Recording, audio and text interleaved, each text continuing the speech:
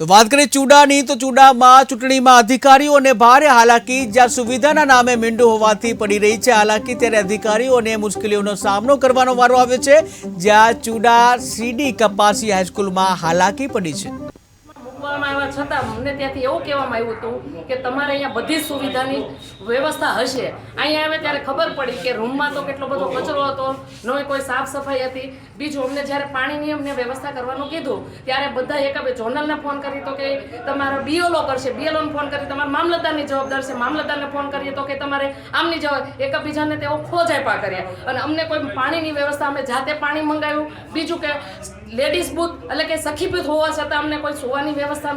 નથી કોઈ ટોયલેટને કે બાથરૂમની અલગ વ્યવસ્થા કોઈ હતી કોઈ પણ પ્રકારની કોઈ વ્યવસ્થા જ અહીંયા કરવામાં આવેલી ન હતી અને સાથે સાથે સાંજના સમયે અમે જોયું તો લાઇટ પણ આવડો નાનો એવો લેમ્પ હતો અમે અહીંથી પછી કહેવામાં આવ્યું ત્યારે અહીંયા સ્કૂલમાંથી ઉતારી અને બીજો મોટો લેમ્પ અહીંયા મૂકવામાં આવ્યો પછી અમે અહીંયા સૂતા તો અહીંયા ઉંદર એટલા બધા હતા કે અમે બીજા અહીંયા રૂમમાં અમે ખોલાવ્યું અને બીજા રૂમમાં સુવા ગયા સવારે અમે ઉઠીને અહીંયા આવ્યા તો આવડો મોટો ઉંદર અહીંયા મરેલો